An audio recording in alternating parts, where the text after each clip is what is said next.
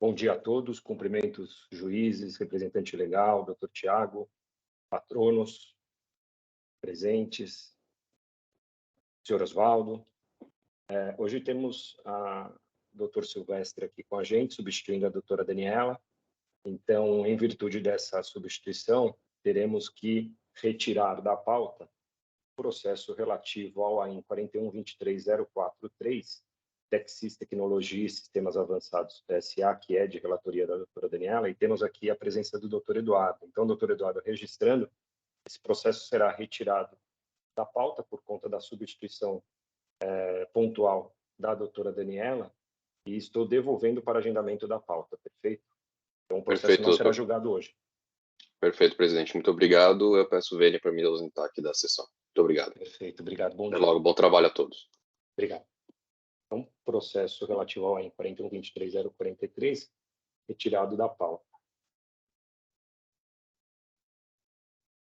Com isso, nós voltamos para a relação dos processos e, na sequência, temos o Raizen Energia SA, é um recurso ordinário de relatoria do Dr. Faisal, é o AIN 40.48.829. E aqui temos a presença do Dr. Carlos Vidigal. Bom dia, Dr. Carlos, seja bem-vindo. Bom dia, presidente. Bom dia.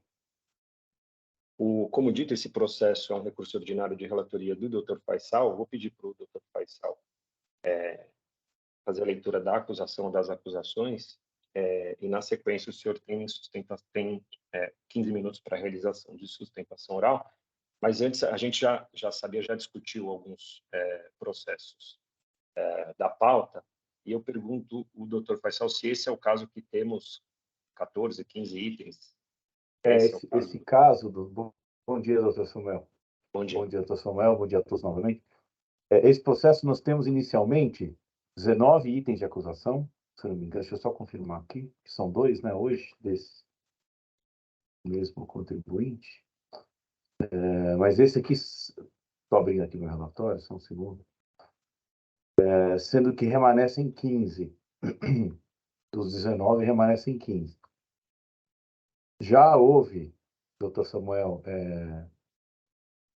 no final do ano passado, uma sessão para sustentação oral. Eu não sei se foi o doutor Carlos que estava na... Fui eu sim, doutor Faisal. Né? Tá bem. E, doutor Samuel, eu já adianto aos colegas, eu depois leio o voto, é um caso bastante complexo, há uma preliminar aí de pedido de nulidade do auto, dada a complexidade das acusações, o volume, né, de acusações, embora a legislação ela não impeça, né, que o auto seja lavrado da forma como foi, me parece que alguns pontos que foram objeto do auto de infração e foram objeto da impugnação e do recurso, e aí eu trago no meu voto, eu vou ler para todos, demandam um aprofundamento ou um aprimoramento das provas, né? Então, assim como já foi feito num outro caso, que eu também fui relator e teve voto ano passado, né? Eu entendo que tem que ser dada oportunidade ao contribuinte para produzir um laudo técnico, uma perícia, para demonstrar com maior profundidade, porque existem algumas provas feitas por amostragem, né, para cada item, e eu vou trazer isso aqui no meu voto, para se garantir a ampla defesa e contraditório. Inclusive, no outro caso, que foi convertido em diligência, o próprio fiscal pediu um prazo extra para poder complementar a diligência, porque não conseguiu cumprir no prazo que foi a ele dado, né? Então, o meu voto vai ser nesse sentido, doutor Samuel. Então, assim, já houve sustentação oral, queria esclarecer. Perfeito, eu confirmo aqui. Acabei de Tá olhar bem. e foi o doutor Carlos Vidigal, perfeito. Isso, correto. Então, 2 de dezembro de 2022. Exatamente, foi em dezembro de 22. Então, e de fato é um caso com muitas infrações no mesmo auto, de novo, né? Não há óbice legal nesse sentido, mas me parece que o prazo ficou um pouco exíguo realmente para fazer todo tipo de prova necessário. Deixa eu abrir aqui a versão final do meu voto, só um segundo.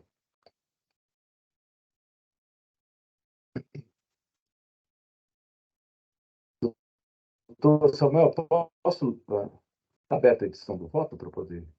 Já Já está aberta? está na página aguardando o registro do voto do relator. Tá bem. Vou salvar, então, a versão final. Tá bom.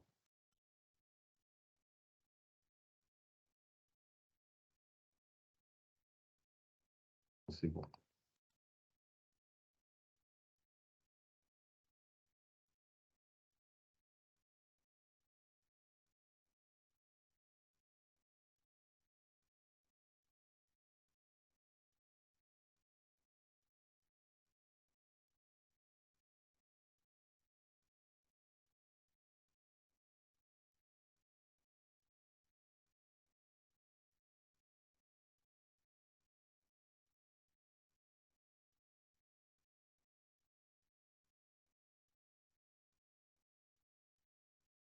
Nesse voto à noite, só.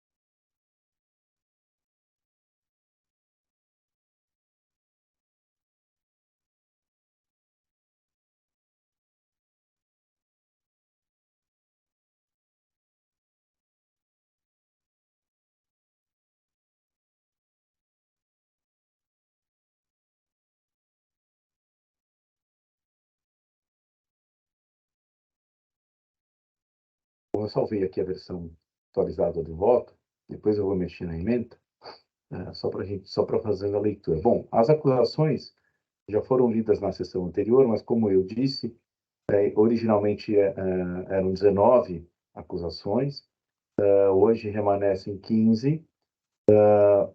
Houve uma primeira conversão em diligência, em primeira instância, com alguns ajustes em relação ao auto original. Depois houve julgamento do processo pela DTJ, com o recurso ordinário distribuído originalmente ao doutor Jandir. Nesse intervalo, houve também adesão parcial ao PEP, e houve uma primeira conversa, e houve uma segunda conversão de diligência para confirmação de regularização de parte dos itens autuados. E, então, ele retornou, foi redistribuído para um novo julgamento. Eu vou ler aqui a parte final do relatório e depois eu volto.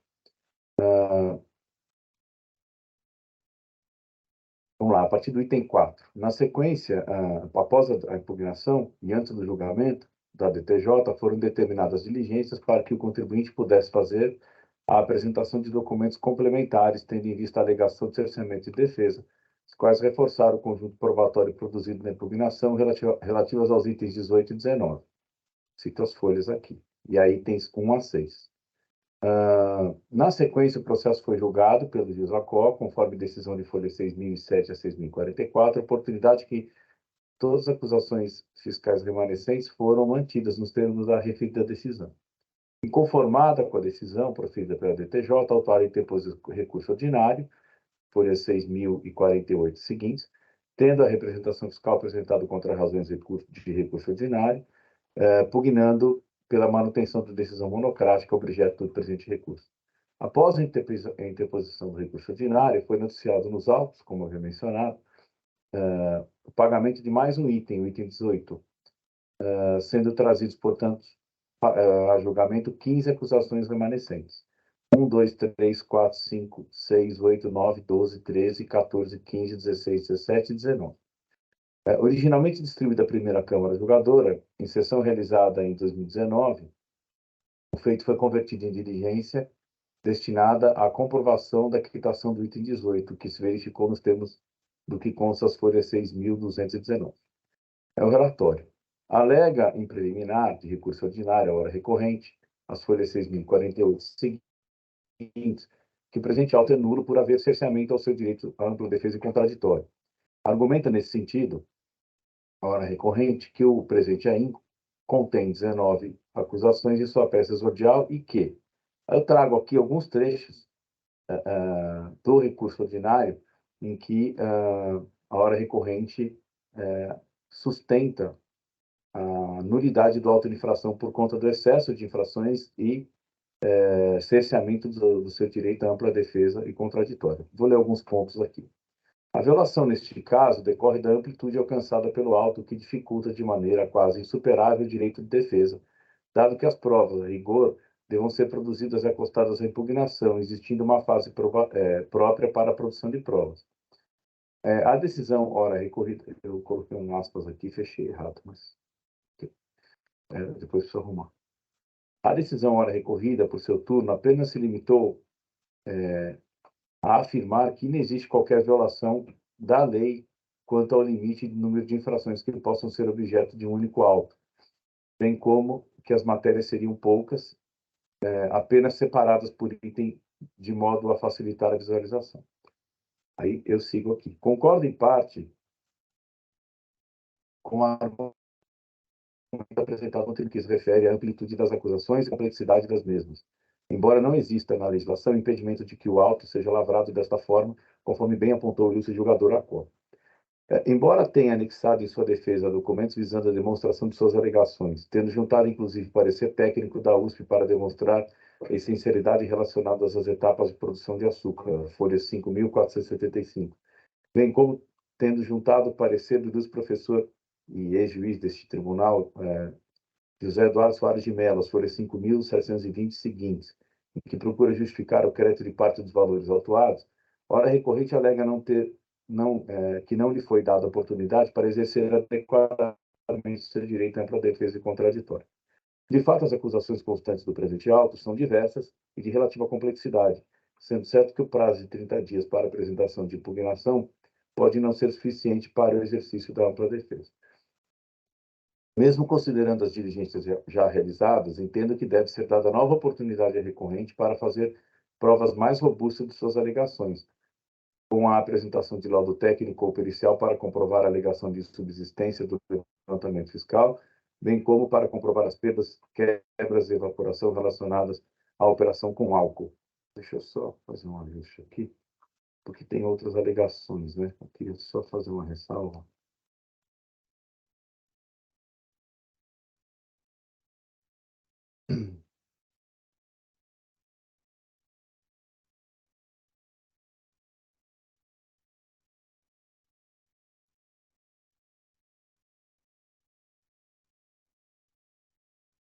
Estou voltando aqui ao item 14, né?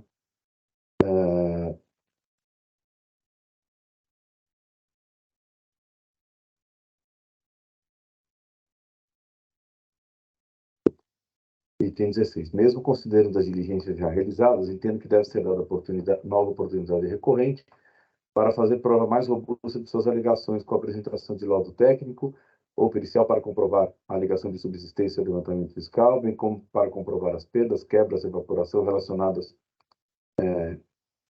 à operação com açúcar, dentre outras, que entender necessárias. E sigo agora no 17. Eu estou salvando já para não...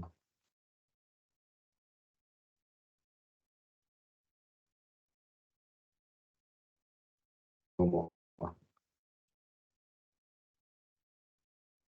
Em sede de impugnação e também em suas razões de recurso ordinário, a hora recorrente traz por amostragem considerações acerca das supostas infrações apontadas pelo ilustre FRE em sua peça inaugural, conforme abaixo exemplificamos, em conformidade com o que consta as folhas 6.056. Aí eu trago aqui a recorrente, tanto na sua impugnação quanto no seu recurso ordinário, item a item, ele traz por amostragem né, alguns gráficos, alguns quadros, né, tentando demonstrar a insubsistência do auto de infração. Mas me parece que o volume não é adequado, né, e provavelmente por conta do prazo para conseguir produzir todas as provas necessárias para esse auto de infração. Então, eu cito aqui um trecho da peça do recorrente, em que eles demonstram, né, tentam demonstrar a insubsistência do auto de infração em relação ao açúcar, ao álcool e assim por diante, né? Então, sigo aqui no item 18. Segue na mesma linha de argumentação em relação à infração relativa à falta de pagamento do ICMS sobre o etanol, trazendo por amostragem as folhas 6.060, planilha para demonstrar a veracidade de suas alegações, seguindo na mesma linha em relação às demais acusações. Contudo, embora a amostragem possa ser indicativa da veracidade de suas alegações, apenas uma prova pericial ou laudo técnico poderiam fazer prova suficiente para justificar o cancelamento total ou parcial do auto que goza de presunção de veracidade. Lógico, segundo o meu entendimento, né? Desta forma, a fim de que se assegure o direito à ampla defesa e ao contraditório, entendo que o presente feito deve ser convertido em diligência para que o contribuinte possa produzir e juntar aos autos todos os laudos pareceres necessários para que possa fundamentar e comprovar as suas alegações em sede de impugnação e recurso ordinário, fazendo o cotejamento necessário dos documentos já juntados, a fim de comprovar e demonstrar efetivamente suas alegações. Tem uma questão aqui de prazo, que aí eu estou sugerindo um prazo e gostaria de ouvir também a opinião dos demais membros desta Câmara. Isto posto, a fim de assegurar o direito à ampla defesa e contraditório, volto pela conversão do feito de lá os pareceres que entender necessários para fazer prova de suas alegações, conferindo-se prazo de 120 dias para tanto, tendo em vista o volume e a complexidade do presente auto. Na sequência, o processo deve ser remetido ao ilustre FR para que, no mesmo prazo de 120 dias, se manifeste sobre os documentos juntados, devendo a representação emitir parecer em diligência também no mesmo prazo, retornando na sequência para julgamento. É como voto e submeto aos meus pares, lembrando que o prazo comum, né, o prazo ordinário é de 30 dias, mas que já se demonstrou insuficiente. Em outros casos, nós já adotamos prazos distintos, então estou dando um prazo aqui um pouco maior. Então, é isso, doutor Samuel. Devolvo a palavra, agradeço a atenção a todos e desculpa aí pelos erros de digitação e as correções feitas durante a leitura. Entendido, doutor Faisal. Obrigado pelo voto, cumprimento pelo detalhe, pela riqueza de detalhe na abordagem das considerações. Alguém tem algum pedido de esclarecimento? Não? Então, processo em votação. Em debate. Doutor Faisal, eu tenho uma dúvida, que é com relação a se há algum indício, alguma informação nos autos que o contribuinte tentou ou está tentando produzir esses documentos, essas provas, relatórios, e que ele alega existiria alguma dificuldade, se existiria alguma dificuldade na realização desses trabalhos, exatamente isso. Queria saber se há indício, alguma informação nos autos. Como eu mencionei no voto, desde a impugnação, né, o contribuinte alega que não teve oportunidade, prazo, condições, né, pelo volume e quantidade de infrações, de produzir todas as provas. O que, ao meu ver, careceria de um pouco mais de provas aqui. Essas alegações de que ele faz referente a perdas no álcool, no etanol, né, em relação ao cotejamento dos documentos, há muitos documentos e planilhas juntados, mas não há cotejamento desses documentos, né? Não há um pedido específico, por exemplo, em memoriais, né, para conversão de diligência e tudo mais. Mas, assim, eu não entendo que é caso de anular o auto de infração, mas eu acho que talvez seja o caso de dar oportunidade ao contribuinte para fazer uma produção um pouco mais robusta das provas, né? Porque, ao meu ver, o que está produzido hoje talvez não seja suficiente para gerar o cancelamento do auto, porque é uma amostragem perto do volume que eu entendo relativamente pequena. Então, nesse sentido, se o Dr. Carlos quiser fazer algum esclarecimento também, fica à vontade. Na minha opinião, a meu ver, faz sentido. Bom dia a todos. Obrigado, doutor Faisal, pelo voto detalhado da questão. Eu já tinha feito a sustentação oral, como foi bem observado pela Câmara. Aliás, hoje eu sou quase um dono da pauta dessa polêmica da Câmara, né? E realmente, assim, esses casos de diferença de estoque, eles são bastante complexos e tem períodos que são mais próximos, né, do dia de hoje, que é mais fácil obter as informações. O que acontece? A Raízen, ela foi comprando usinas, algumas vieram do próprio acionista, né? A Raízen é uma joint venture entre a Shell e a Cosan. Algumas eram usinas já do Grupo Cosan, já pertenciam ao Grupo Cosan, então há uma documentação mais fácil de ser produzida, ou menos complexa, mas ela é mais acessível, mas muitas outras usinas foram compradas ao longo dos anos, né? Hoje são 28 usinas, né? Agora indo para 30, tem mais duas aí, agora para 32, tem plantas aí de etanol de segunda geração ficando prontas. E essas usinas que foram sendo adquiridas ao longo do tempo, muitas vezes a documentação ela é escassa ou muito difícil de ser levantada para a produção de um laudo técnico. Tanto é assim que os senhores verão que num dos julgamentos aí do 4086038, acho que é da relatoria do Dr. Ramon, se eu não me engano, há um laudo técnico bastante robusto juntado aos autos, inclusive foi objeto até de nulidade da decisão em recurso ordinário anterior por outra Câmara, justamente pela ausência de análise daquele laudo, e ali foi mais fácil de produzir. Então, assim, quando nós recebemos ali o auto de infração, a solicitação das informações, foi muito mais fácil ser levantado, e aí eu consegui que fosse produzido o laudo técnico para aquele caso. Mas para esse, efetivamente, não consegui, né? Desde o julgamento, e aí até com toda a transparência que sempre tem com esse egrégio tribunal, essa colenda da Câmara, mas desde o julgamento do ano passado, eu já tenho pedido, e isso está sendo feito, um levantamento adicional de documentos para tentar montar esse laudo, ainda que fosse para uma fase judicial, né?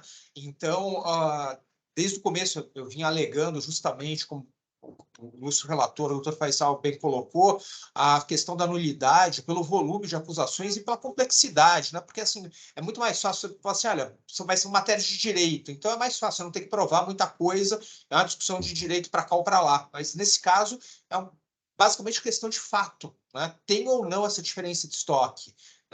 E assim, álcool, açúcar, você tem perdas, você tem quebra de produção. Tem os contratos de armazenagem também, né, que são mencionados lá também como eventuais causas, né, de alguma diferença, né?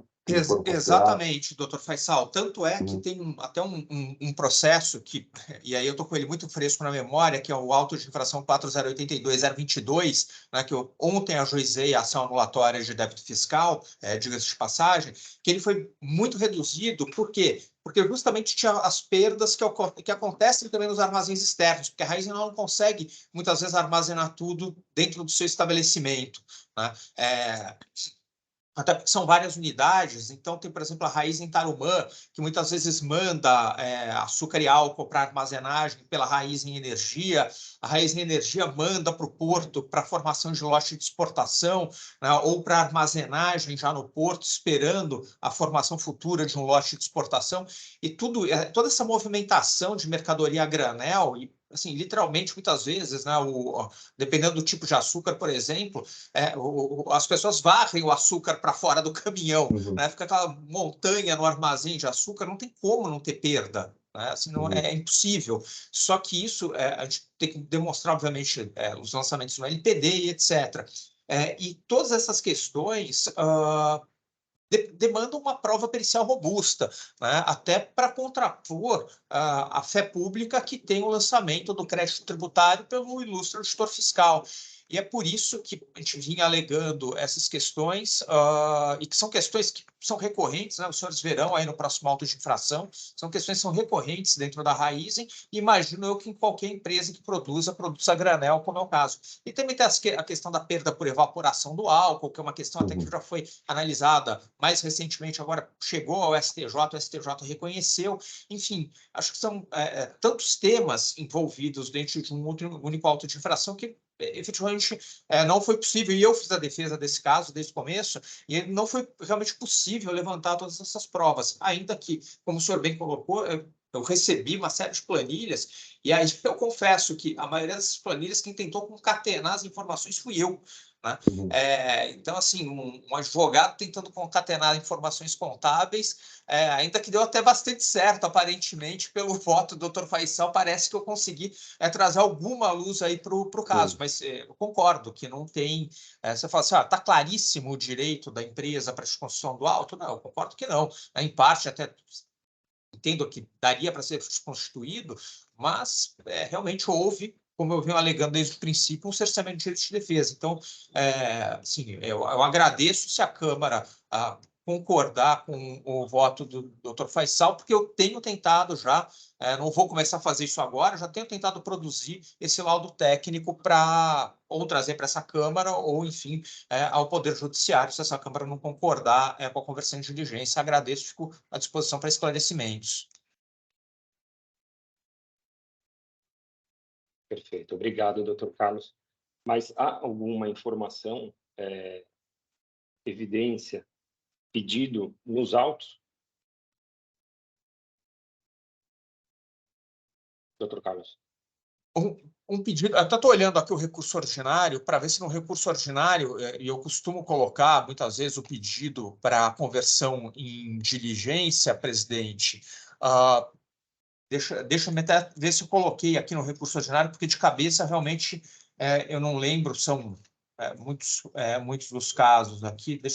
Deixa-me só ver se Olha, só para contribuir aqui, doutor Carlos, doutor Samuel, como eu disse, né, os dois processos que eu peguei para essa pauta são grandes, volumosos e tem muita informação. Mas, se eu não me engano, o recurso ordinário pede o cancelamento do auto. Se eu não me engano. Eu peço o cancelamento do auto, mas nas folhas 1116 dos autos, presidente, respondendo objetivamente a sua pergunta, eu peço a conversão de diligência também, né, do processo, justamente para produzir essas provas que seriam necessárias. Eu peço sim o cancelamento do auto, mas as folhas 1116 do meu recurso, que é o meu recurso ordinário, que é a penúltima página do meu recurso ordinário, tem lá um pedido expresso de conversão em diligência, se é que foi esse o questionamento que Vossa Excelência me fez.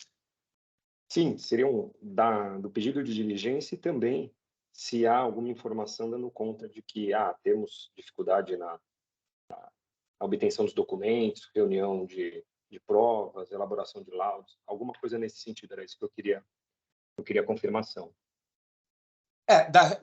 Da questão da dificuldade, eu coloco ali, quando eu peço a nulidade, presidente, do lançamento, justamente pelo volume de infrações, né? Então, assim, eu trago essa questão da nulidade porque eu não consegui produzir as provas, aí eu trago as provas que eu consegui produzir, tento concatenar isso e peço a conversão em diligência, caso a Câmara não entenda pelo cancelamento do lançamento fiscal, né, com base naquilo que foi possível trazer aos autos nesse momento. Entendido. Então, o processo está em discussão. Doutor Faisal, doutor Ramon, doutor Marcos e representação fiscal também fiquem à vontade. Eu, da minha parte, doutor Samuel, estou satisfeito com os esclarecimentos do doutor Carlos. Não tenho mais nada a acrescentar. Entendi.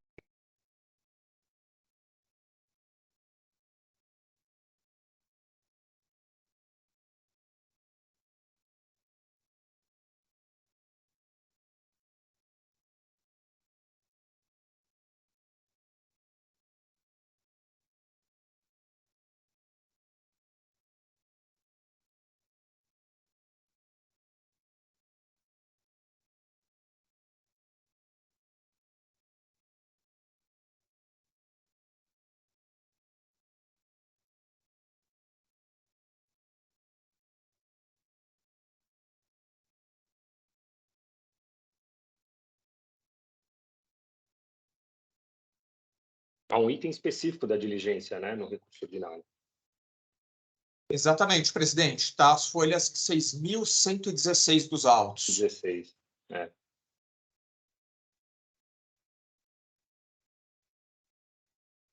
Perfeito. Doutor Acho Ramon, importante, doutor acho importante Silvestre. citar essas folhas, doutor Samuel, ou não tem necessidade? Basta Eu o citaria, esclarecimento. viu, doutor Faisal? Eu citaria. 2.116, é isso? 6.000. 6.000? 6.116. Eu vou citar, então. 6.116. No recurso ordinário tem um item específico.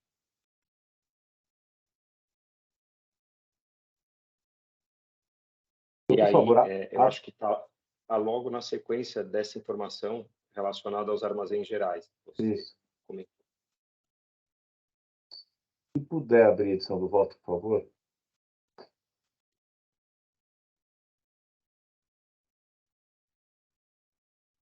Habilitada a edição.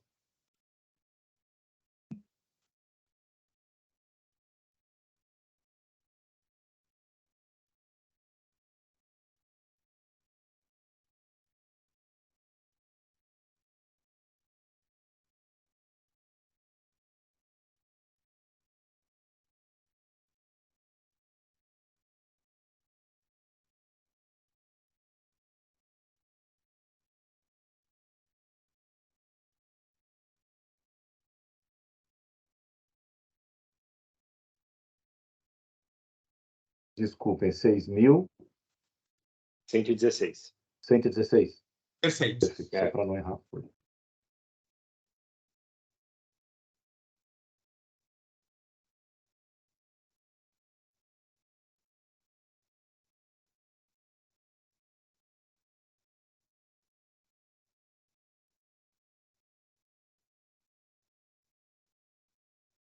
Ok, incluí então lá no voto.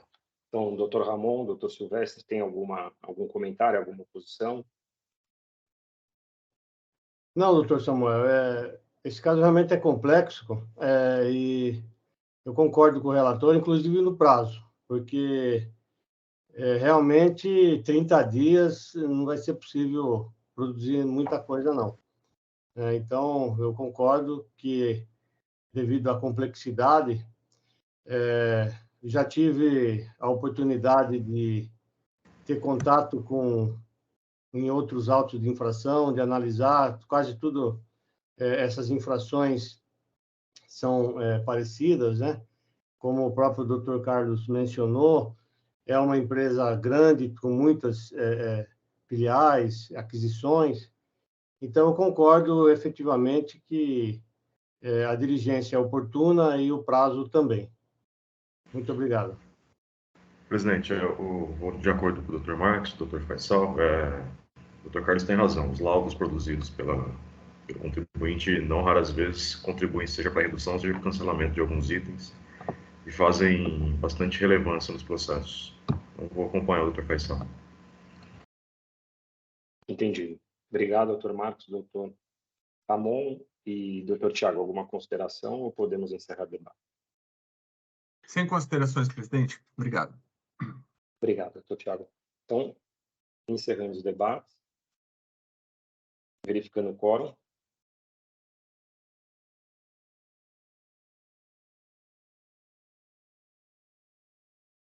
Todos confirmaram presença.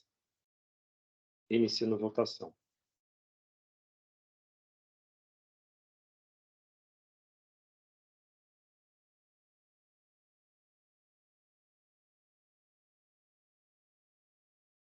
Então, doutor Carlos, todos votaram à unanimidade pela conversão do julgamento em diligência, nos termos do voto do doutor Faisal.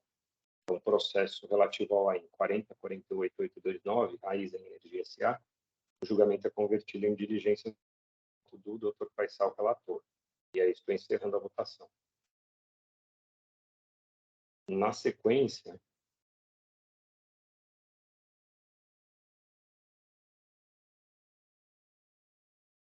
acho que é melhor aproveitar o doutor Faisal, ele tem um outro da Raizen, né?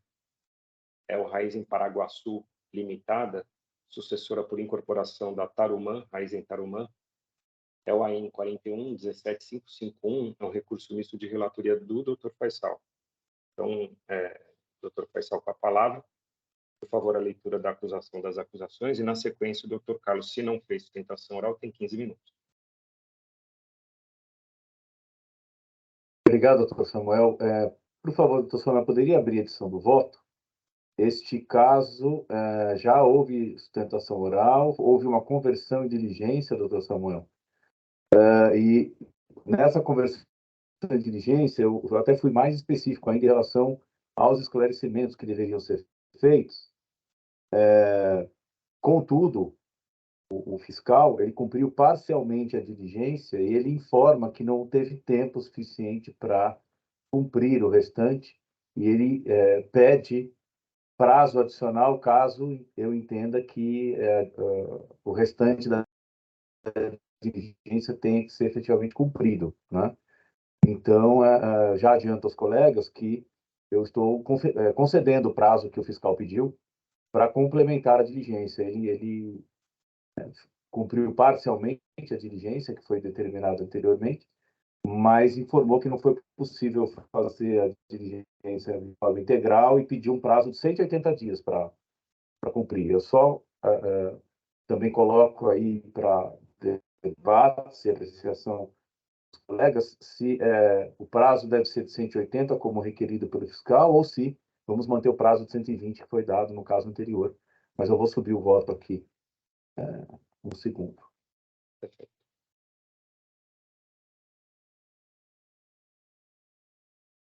Esse não é a mesma quantidade de itens do caso anterior, né? Nem próximo.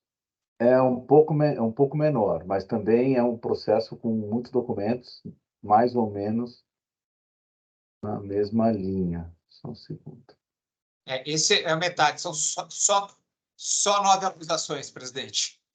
Só 9. Deixa eu verificar aqui.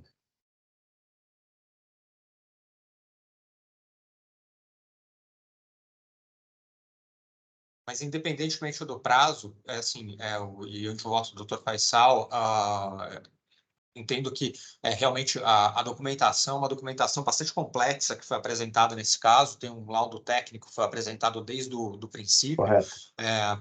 E, inclusive, na conversão em diligência, a minha petição, atendendo a diligência dessa Câmara, é uma petição aí de quase 500 páginas, tá, presidente?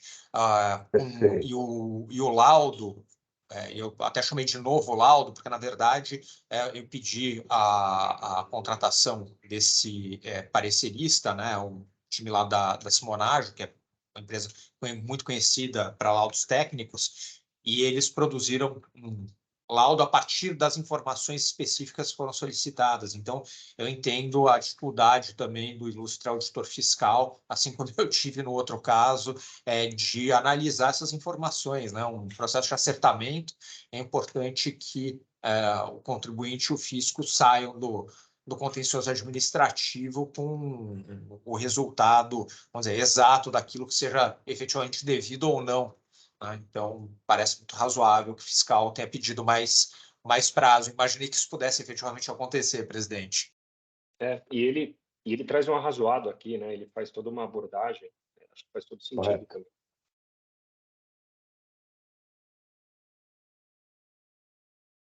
Eu acho que já está habilitado na página para registro de voto. Né? Já sim, eu já estou salvando o voto. Eu vou ler. Depois eu edito a emenda. Já ganhamos algum tempo aqui.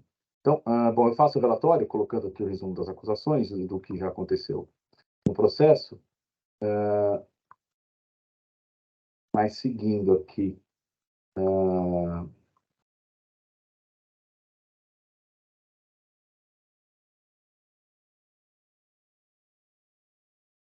O item.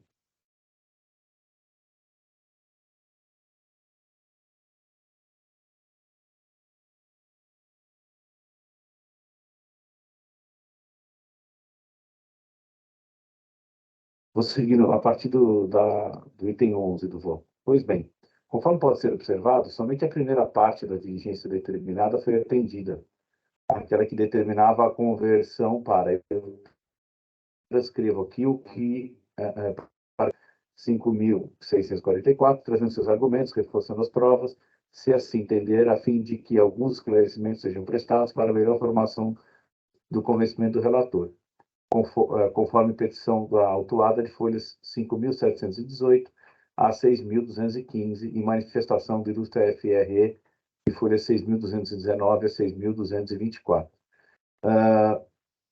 Sobre as demais determinações, não houve qualquer enfrentamento da matéria, pois o ilustre FRE, que inclusive reconhece que, para refazer verificações no sentido proposto, solicitamos prazo de 180 dias para tentarmos viabilizar sua realização, em face dos limites de fato e de direito a par das limitações de ordem prática conforme exposto, folha 6.224. Então, diante do exposto, voto pela nova conversão de julgamento em diligência para que seja cumprida integralmente a diligência determinada no julgamento de folhas 5.702 a 5.712, com os destaques abaixo. Eu, na verdade, trago aqui de novo o que havia sido determinado na diligência anterior. Após a manifestação do ilustre FRE, para o qual concedo prazo por ele requerido de 180 dias, os autos deverão ser remetidos à representação e ao contribuinte para que se manifestem, respectivamente, no prazo de 60 dias cada um, retornando os autos para novo julgamento. Esclareço que entendo que o prazo de 60 dias concedidos para a manifestação da representação do contribuinte é suficiente para atender ao contraditório e ampla defesa, tendo em vista que se não se manifestar sobre o relatório do FRE, que deverá melhor detalhar os seus apontamentos, esclarecimentos e conclusões sobre os documentos e provas produzidas pela recorrente. É como um voto. Então, eu estou dando o prazo de 180 dias que o fiscal pediu, mas não estou dando mais 180 dias para a representação e para o contribuinte. É assim que estou votando, senhor presidente e demais colegas. Fico à disposição e devolvo a palavra. Entendido. Estou examinando só uma questão aqui, doutor Faisal, só um minutinho, por favor.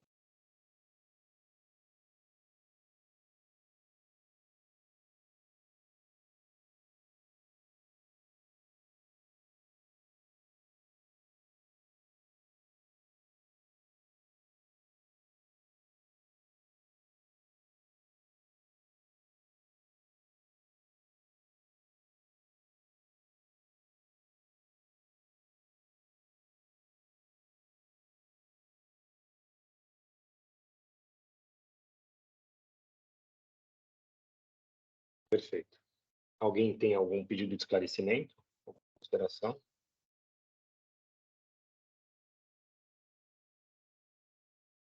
Então, podemos ir ao voto. Estou só registrando aqui o voto, Tá. só um segundo.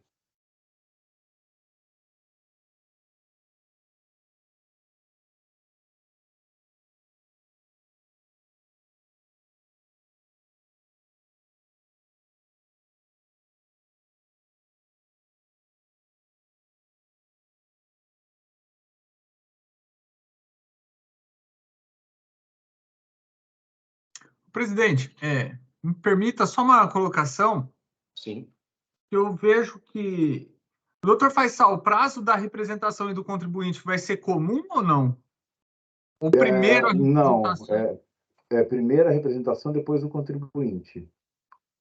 Aí a gente não está invertendo o recurso ordinário, porque geralmente a representação fala por último, né?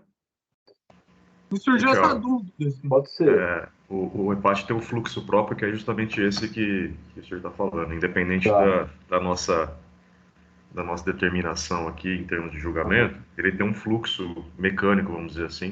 Eu estou pensando em ordem de manifestação, né? Já o contribuinte juntou algumas provas, o fiscal se manifesta, e aí eu entendo que, de fato, o contribuinte tem que se manifestar, mas eu estava colocando a representação na frente. Vocês têm razão nesse aspecto. Deixa eu... É só isso. É só Tá isso, bem. doutor. Tem Obrigado. razão. Não, tem razão. Entendido. Obrigado, doutor. Vou inverter, então. Aqui. Se nós quisermos inverter essa ordem, nós temos que fazer uma nova diligência. Tá certo.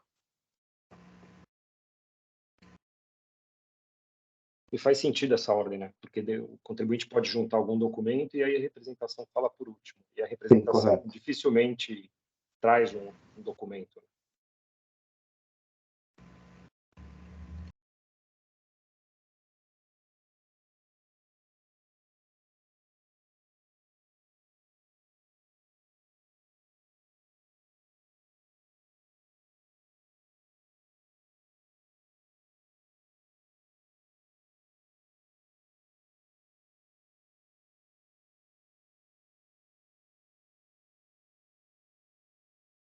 Obrigado pelo alerta, doutor Tiago.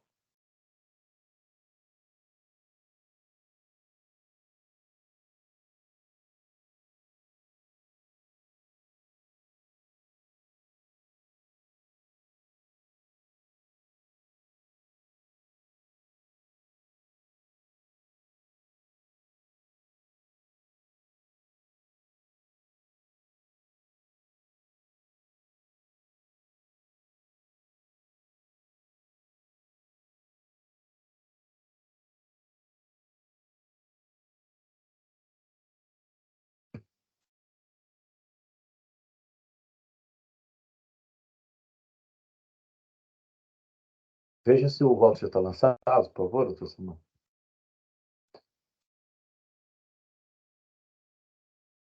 Está sim. Perfeito.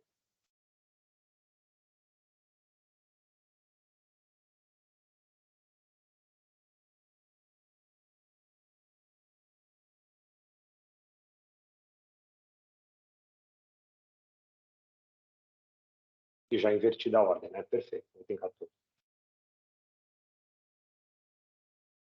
Então, se estão todos satisfeitos, podemos encerrar os debates.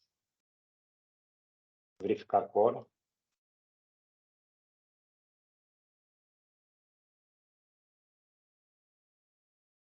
Todos confirmaram presença, iniciando a votação.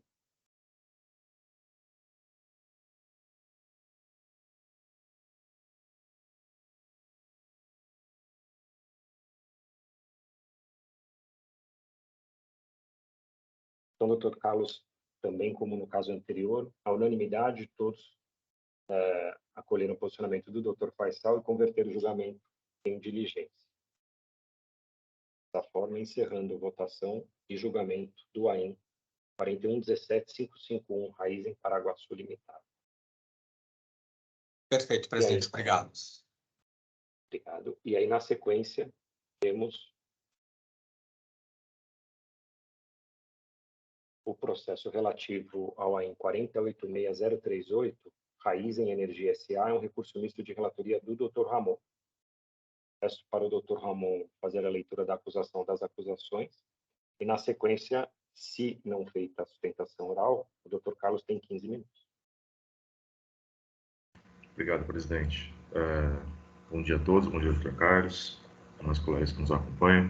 Presidente, o auto compõe-se de 7 acusações, sendo que os itens 1 e 2 são decorrentes de falta de pagamento de ICMS, decorrência de levantamento fiscal, que apurou algumas divergências na escrituração fiscal do contribuinte, assim como o item 3. O item 4, sobre crédito indevido por acreditamento de bens de uso e consumo, segundo o auditor autuante, na medida em que não se comprovou a relação entre os bens e a atividade fim do contribuinte. O item 3.5 é referente a recebimento, 3.5 e 3.6, recebimento de operações de entradas omitidas ao fisco, segundo também levantamento fiscal. E o item 4.7, referente a deixar de escriturar documentos fiscais na escrita fiscal do contribuinte. O contribuinte aderiu ao PEP quanto a esse último item, que já foi devidamente quitado a certificação nos autos quanto a isso. O auto foi julgado em primeira instância, que declarou a procedência parcial dos itens 1.1 e 3.6, a improcedência total do item 2.4 e o cancelamento do item 4.7. Ato contínuo foi julgado o recurso ordinário, que manteve a decisão anterior, que foi encaminhada à Câmara Superior, sob alegação de nulidade, acolhida pela Câmara Superior, que retornou o auto para apreciação de Câmara Julgadoras novamente.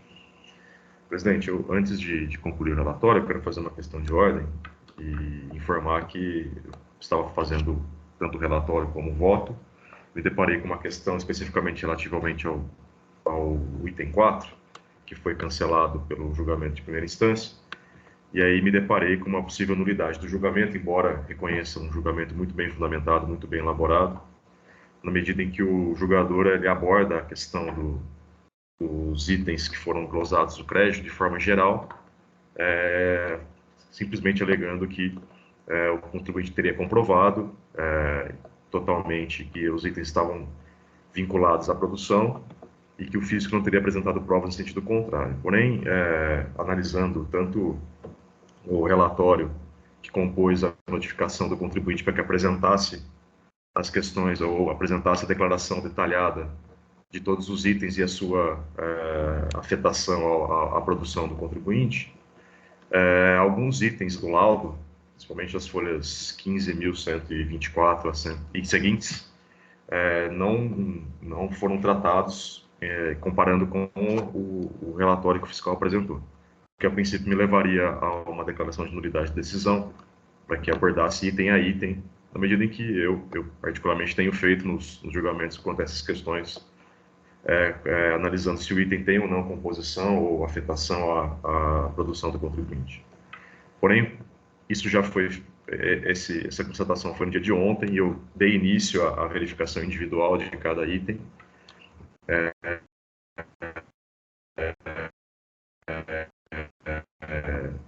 Eu provavelmente vou deixar de declarar nulidade, em razão do parágrafo 2º do 10A, não fazendo a decisão voltar a uma instância anterior, na medida em que posso aí concordar, inclusive, a quem a nulidade aproveita. Só que não, embora tenha acordado bem cedo hoje para tentar concluir essa análise individual de cada item, tanto do laudo apresentado pelo contribuinte, quanto da declaração da relação de equipamentos apresentados para fiscalização, não consegui finalizar, então eu não trouxe voto. E aí devolvo a palavra ao presidente, deixando à vontade para o Dr. Carlos fazer ou não a sustentação oral. Já adianto que não tem esclarecimentos, o laudo, como o Dr. Carlos bem disse, é um laudo muito bem elaborado, um laudo bem fundamentado, longo, e as questões já foram amplamente debatidas, tanto em primeira instância como em segunda instância, e quanto a isso eu não tenho nenhuma dúvida, só referente ao tempo que eu não tive para concluir a análise desses itens que foram apresentados, tanto no laudo, como em relatório fiscal que acompanha a notificação ao contribuinte quanto a item 2.4. É o que basta para o relatório, presidente. Entendi, doutor Ramon. Obrigado pelos esclarecimentos. Doutor Carlos, vai fazer a sustentação oral? Presidente, eu prefiro fazer a sustentação oral por ocasião do retorno dos autos, a não ser que, naturalmente, essa Câmara prefira que eu faça agora e me dê a palavra na próxima oportunidade, mas para mim é diferente. Eu só tenho uma dúvida, que é um questionamento em virtude aí do quanto exposto pelo doutor Ramon, e aí é um questionamento, não é necessariamente uma divergência, porém, me parece o seguinte: esse processo ele subiu para o tribunal anteriormente, foi julgado o recurso ordinário, foi julgado o recurso ofício, e somente o contribuinte recorreu à Câmara Superior para obter a nulidade da decisão em relação ao seu recurso. E aí me parece que retornar o processo para essa polenta Câmara e ser rejulgado também o recurso parecer em recurso de ofício, porque é isso que seria feito, me parece que seria contraditório, porque se a Fazenda não recorreu e não obteve a nulidade da decisão na parte que lhe foi desfavorável, e aí é uma indagação se a Câmara realmente poderia reapreciar o parecer em recurso de ofício, né? O recurso de ofício, portanto, apesar da nulidade ter sido declarada em relação ao voto no que diz respeito à ausência de análise das provas do contribuinte. É apenas uma indagação realmente, porque efetivamente, se eu tivesse que fazer hoje a sustentação oral, e ainda que eu conheça bem as máquinas, os equipamentos, eu teria até alguma dificuldade para fazê-lo. Então, até por isso também peço para deixar e agradeço pela possibilidade de deixar para quando o doutor Ramon trouxer de volta o processo. Presidente, respondendo ao Dr. Carlos, me permite? Só um esclarecimento, doutor Ramon. Com relação à sustentação oral, fica à vontade, e também a gente não está na composição originária da Câmara. Então, feita a sustentação, na hipótese de feita a sustentação oral hoje e depois, quando do processo retornar, a doutora Daniela novamente presente, aí poderia haver novamente a sustentação oral por conta da composição, tá, doutor Carlos? Então, com a palavra, o doutor Ramon. Obrigado, presidente. Respondendo ao Dr. Carlos, Dr. Carlos, não raras vezes a Câmara Superior ela devolve para complementação de voto, e eu acho até que esse seria um dos casos em que deveria haver isso, no sentido de julgar exclusivamente os itens em que a prova não foi analisada de forma detalhada, como o alegado em recurso especial é acolhido pela Câmara Superior. Ocorre que, em razão do princípio do compartilhamento das provas, a prova aproveita tanto o contribuinte como o fisco. Então, se a prova não foi analisada para o contribuinte, obviamente ela também não foi analisada para o fisco. E aí eu vou analisar o recurso de ofício, inclusive pela questão da nulidade total do julgamento. Então, oportunizando a representação fiscal, se for o caso, ofertar recurso especial em razão da, eventualmente, manutenção do item 4, enfim, do que foi julgado contra o item 4. É por isso que entendo que há uma nulidade total do julgamento, não uma complementação de voto, para analisar exclusivamente a questão e pelo compartilhamento das provas também que foram apresentadas. Se ela não foi analisada, ela aproveita tanto a contribuinte como ao fisco. Perfeito, doutor Ramon. Então, entendi que o doutor Carlos vai fazer sustentação oral quando do retorno do processo. Perfeito, doutor Carlos? De qualquer forma, aqui eu posso registrar a participação, a presença do senhor.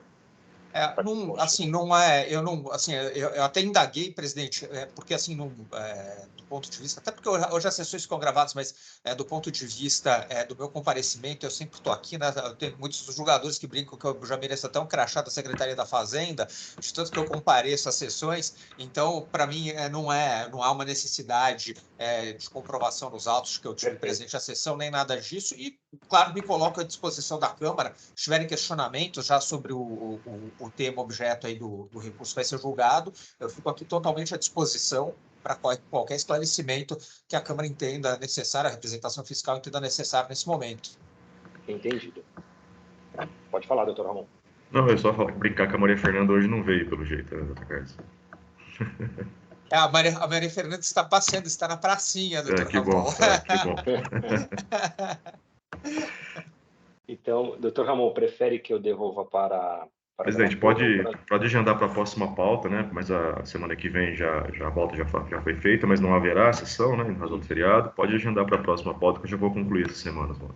Perfeito. Então, doutor Carlos, o processo está sendo devolvido para agendamento da pauta. Certamente estará na sessão do dia, acho que é 16 de junho. Perfeito? Fique à vontade, doutor Carlos, se quiser continuar. E também, se quiser sair, fique à vontade. Obrigado pela participação. Agradeço, presidente, agradeço a todos. Vou permanecer, sempre algo novo a aprender aqui com os senhores. Então, vou aguardar a sustentação oral da colega que está aguardando depois de todos os meus julgamentos aí. Obrigado, doutor Carlos. Bom dia. Na sequência, temos o AIN 41-46461, cujo autuado é Fábio Luiz Silva. É um recurso ordinário de minha relatoria. Eu trouxe voto e vou disponibilizar antes o voto para todos da Câmara. Só um minutinho. Enquanto a doutora Ana Clara faz sustentação oral, vocês têm condições de seguir e já saber qual é o meu posicionamento.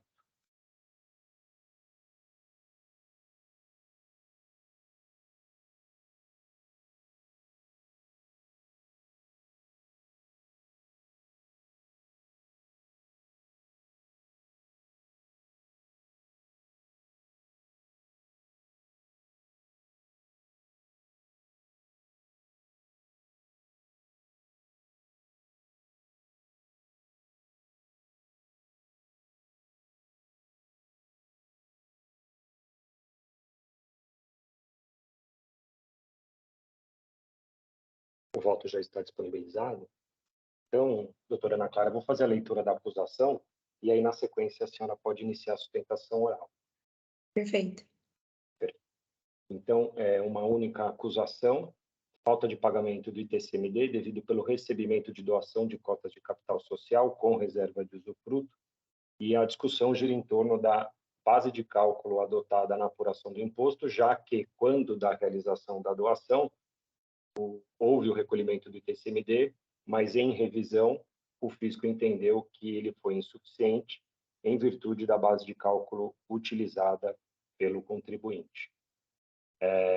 Solicitado informações sobre a base de cálculo adotada, o fiscal entendeu que não foram suficientes e aí sim lavrou o presente auto de infração. Então, com a palavra, a doutora Ana Clara.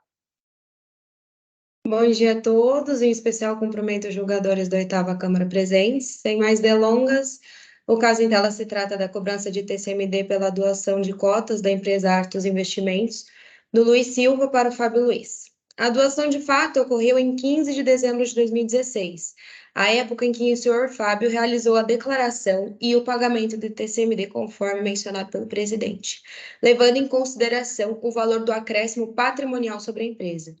O fato gerador do TCMD, nesse caso, ocorreu com a doação, e em demonstração de boa-fé, no mesmo dia da assinatura da declaração de doação, o recorrente efetuou o pagamento do tributo. Os cálculos foram realizados da forma correta, com a aplicação da alíquota legal de 4% no estado de São Paulo. Sendo assim, é evidente a nulidade do auto de infração inaugural.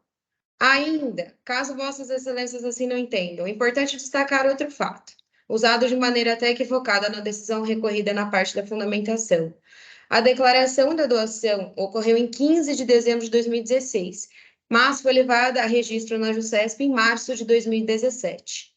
O fisco vem requerendo o pagamento do TCMD com base na época do registro da doação. Porém, julgadores, conforme relatado, o registro da doação ocorreu em março de 2017, mas o fisco está cobrando o imposto com base no patrimônio líquido da empresa em dezembro de 2017. Ora, se ainda a gente considerasse o fato gerador do imposto como a data do registro da doação, a cobrança permaneceria equivocada, vez que dessa forma o cálculo do TCMD deveria ter por base de cálculo o patrimônio líquido da empresa em março de 2017. Sendo assim, subsidiariamente, se procedente o auto de infração, em que pese as alegações apresentadas, requer-se o recálculo do TCMD considerando o patrimônio líquido da empresa em março de 2017. Ainda sobre a multa, requer-se a sua diminuição em detrimento da patente abusividade. Nada mais, presidente. Obrigado, doutora. Algum pedido de esclarecimento ou podemos ir ao voto? Então, vamos ao voto.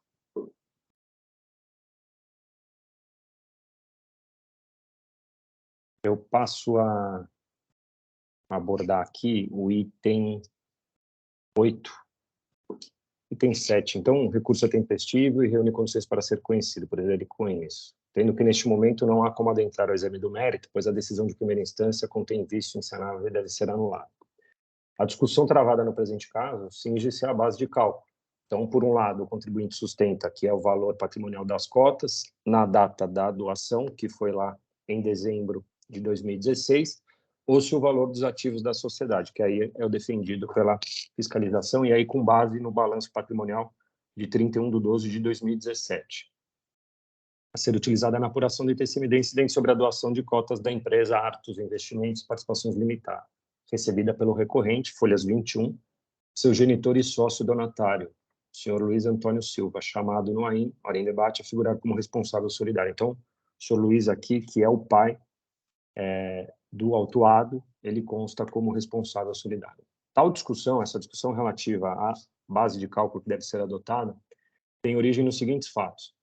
Em 15/12 de 2016, houve o ingresso do senhor Luiz Antônio Silva, donatário, na empresa Artus Investimentos e Participações Limitada, mediante aumento de capital social através de novas cotas, que foram integralizadas parcialmente em moeda corrente nacional e parcialmente em cotas de outras 3 sociedades, folhas 20. Também em 15/12 ocorre a saída do senhor Luiz Antônio Silva da empresa Artus, mediante a doação integral de suas cotas aos seus 3 filhos e sócios. O recorrente aqui é um de seus 3 filhos, com reserva de usufruto. Então, no dia 15/12 de 2016, o senhor Luiz Antônio ingressa na Artus, mediante aumento de capital social e através de emissão de novas cotas, que foram integralizadas parcialmente em moeda corrente nacional e parcialmente em cotas de outras 3 sociedades. Também em 15/12, ocorre a saída do senhor Luiz Antônio Silva e a doação de suas cotas aos seus 3 filhos. Ainda em 15/12 de 2016, se dá o recolhimento do ITCMD incidente sobre tal doação pelos 3 filhos, adotando-se como base de cálculo o valor do patrimônio líquido da empresa Artus, valor contábil expresso no balanço patrimonial naquela data, 15/12 de 2016, sem considerar o valor da citada integralização. E, em 24/3 de 2017, é que ocorre o registro na JUSESP do instrumento que formaliza os eventos societários narrados acima, que é a segunda alteração do contrato social. Então, veja, nós temos 3 eventos que ocorreram em 15/12/2016 e o registro da alteração do contrato social que foi levado a efeito tão somente em 24 de março de 2017. Pois bem, em sua defesa, o recorrente às folhas 79 pleiteia o reconhecimento da procedência do critério por ele adotado, que consiste no valor do patrimônio líquido da data da doação, 15/12/2016, ou, caso este não seja acolhido, a utilização do valor do patrimônio líquido da data do registro do referido instrumento na JUSESP, 24/3/2017.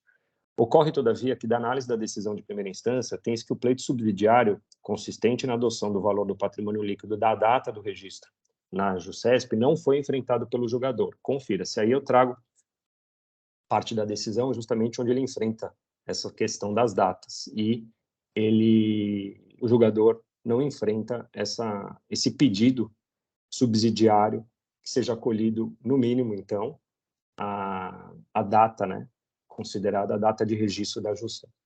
Inequívoco, portanto, que a decisão de piso deixou de enfrentar importante e indispensável argumento e pleito suscitado pela hora recorrente, o que macula a decisão de primeira instância, pois contém vício insanável, por violar os princípios do contraditório e da ampla defesa e caracterizar supressão de instância jurisdicional. Tal argumento e pleito são importantes e indispensáveis porque se referem diretamente ao núcleo central do AIM, valor a ser considerado para fins de apuração da base de cálculo, e tem, a princípio, alguma pertinência e razoabilidade.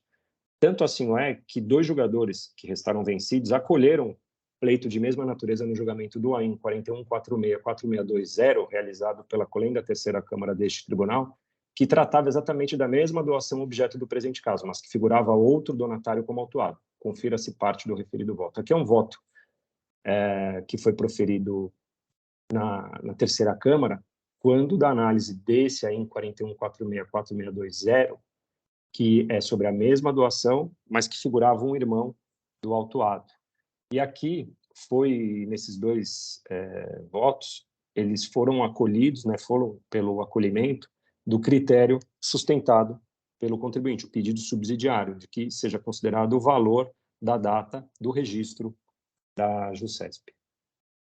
Desta forma, de ofício, voto no sentido de anular a decisão recorrida, determinando que outra seja proferida, devendo o julgador de primeira instância enfrentar o pleito subsidiário apresentado pelo autuado, consistente na adoção do valor do patrimônio líquido da data do registro na JUSESP. Tem que fazer um ajuste, além, obviamente, de todos os demais argumentos e pleito constantes da defesa. Por todo exposto, conheço do recurso ordinário para dar-lhe provimento, a fim de declarar nula a decisão de primeira instância para que outra seja proferida em seu lugar.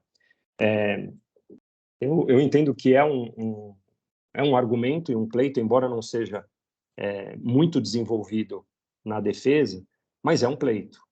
E como toca o núcleo central aqui do AIM, que é a discussão envolvendo a base de cálculo, eu entendi que, dada a omissão, é uma omissão que caracteriza um vício e, portanto, determinando a anulação da decisão para que outra seja proferida em seu lugar. Eu vou fazer alguns ajustes e o senhor, inclusive com relação ao senhor Luiz Antônio, só que ele não é donatário, ele é o doador.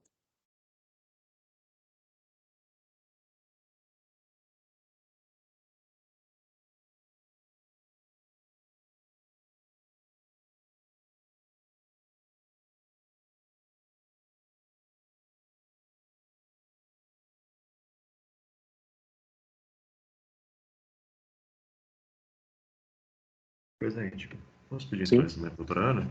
Claro. Doutora Ana, o pleito do seu cliente é para que seja considerado o balanço patrimonial de Março de 2017, que é a data do registro, houve balanço né? de verificação?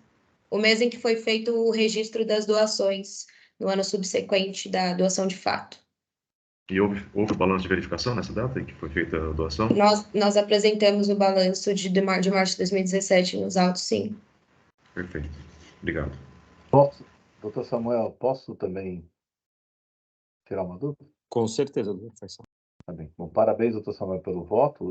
Parabéns, doutora Ana Clara, pela sustentação oral. O primeiro entendimento do autuado é que o ITCMD seria devido em dezembro de 16, correto? Correto. Foi inicialmente declarado e reconhecido. Há algum documento de doação de dezembro de 16? Sim, há um documento assim, também acostado nos autos da doação, inclusive tem uma declaração de doação e também foi juntada aqui o comprovante de pagamento do TCMD da data.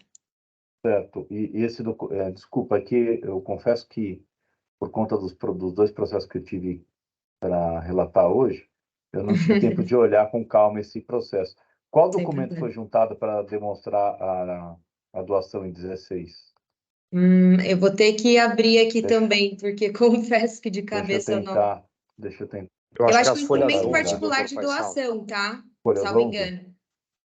tem as folhas 11, a própria declaração do ITCMD Certo. e as guias comprovando os E tem a recolhimentos. alteração contratual, né? Isso está Perfeito. expresso Sim. na alteração contratual, né? Sim, Exato. não, mas é isso que eu estou perguntando. Não tem uma escritura de dezembro, nem um contrato particular de doação com Não, eu firma não vi. reconhecida em dezembro de 16. Não vi. É folhas 11, é isso? Folhas 11. É a declaração do ITCMD e as guias. Quer dizer, a declaração porque eles entraram no sistema e fizeram a declaração. Deixa eu só abrir aqui o documento.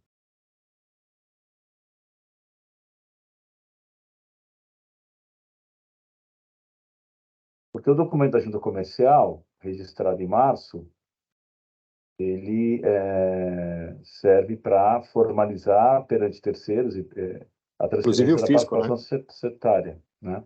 E inclusive o fisco, né? Dá notícia ao fisco da Mas o doação. fisco, se teve a apuração do imposto, ele já foi noticiado antes pelo processo administrativo, né? Perfeito. O fisco recebe a informação. Agora, terceiros não sabem da doação até que a junta receba o registro da alteração contratual. Se a alteração é registrada em 30 dias, vale a data do documento, né? Conforme está na lei de registro. Agora, se há algum outro documento que prove, agora vamos ver, o que tem aqui é a apuração do imposto, né? Apuração do imposto. Eu estou entrando aqui no EPAT também. Tem a apuração do imposto. Tá bem devagar esse sisteminha aqui. O que tem é a apuração do imposto, né? É. Correto. E a alteração contratual está datada mas não significa que, eventualmente, possa ter sido assinada depois, né? Algum documento assinado na data com firma reconhecida ou por uma escritura daria mais força a justificar a doação em dezembro de 16, né? Mas me parece que isso aí foi feito só efetivamente no registro. Tá bom, era a dúvida que eu tinha, eu agradeço. Perfeito.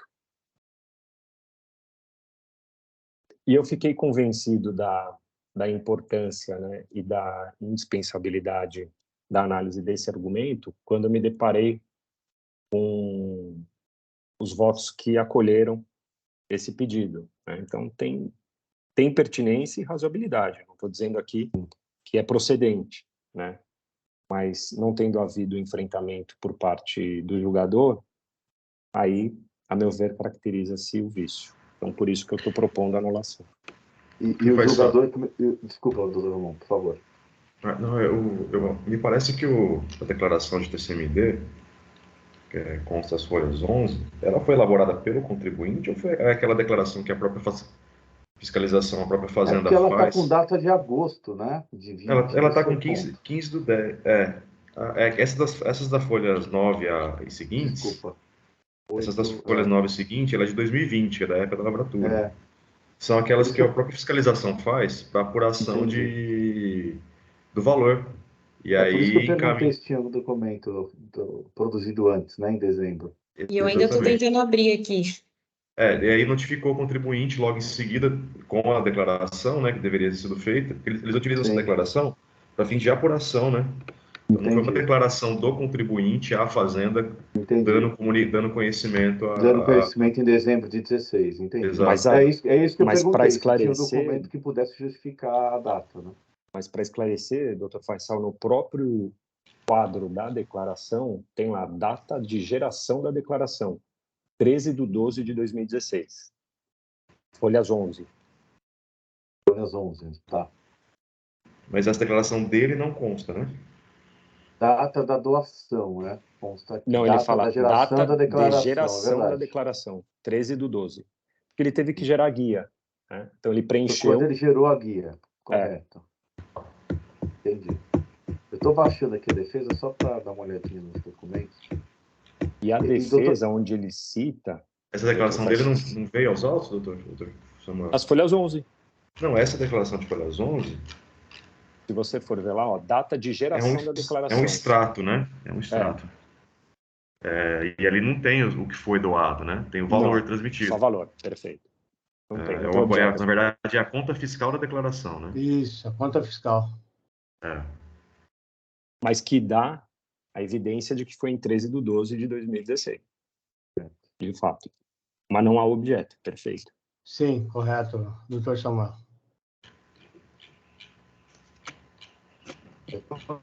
Olhando aqui os documentos juntados na defesa. E na defesa tem a declaração de doação feita em 2016, emitida no dia 14 de dezembro, as folhas 94.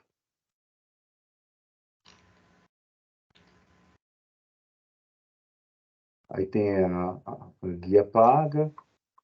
Isso, declaração de doação 48770092. Isso, Acabou de isso. conseguir baixar depois de tudo isso. Esse parte eu também consegui baixar. é brincadeira. Aí teve a alteração contratual, de fato ativada na junta em março de 17.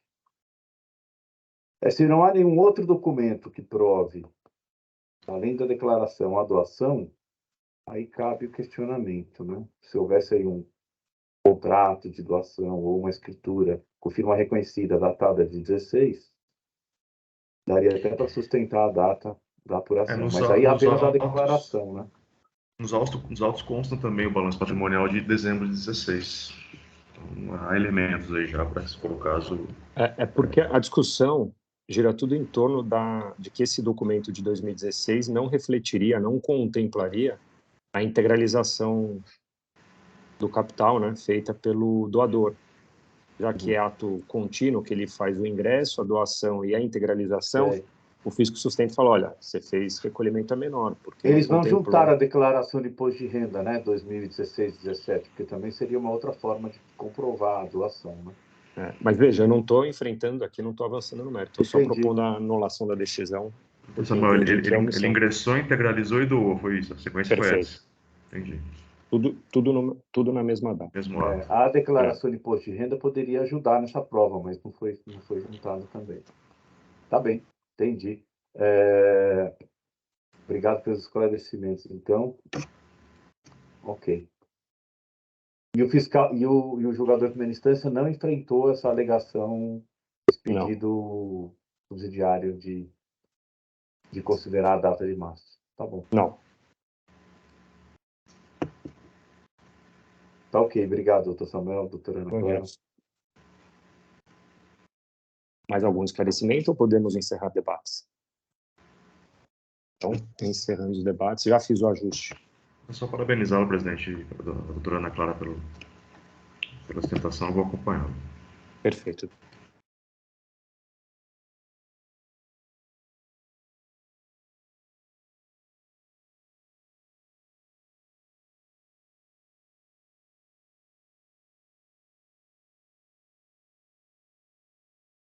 Então, encerrando os debates, verificando o quórum.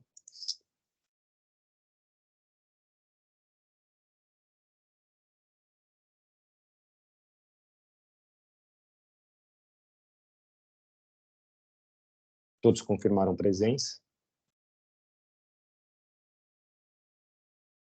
Iniciando a votação.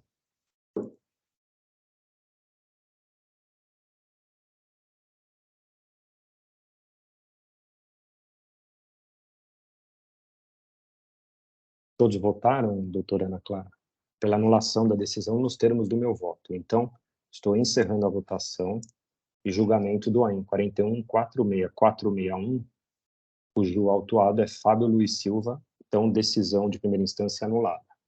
Agradeço, presidente, demais julgadores. Bom dia a todos. Bom dia, obrigado, doutora. Então, com isso, nós temos todos os processos encerrados.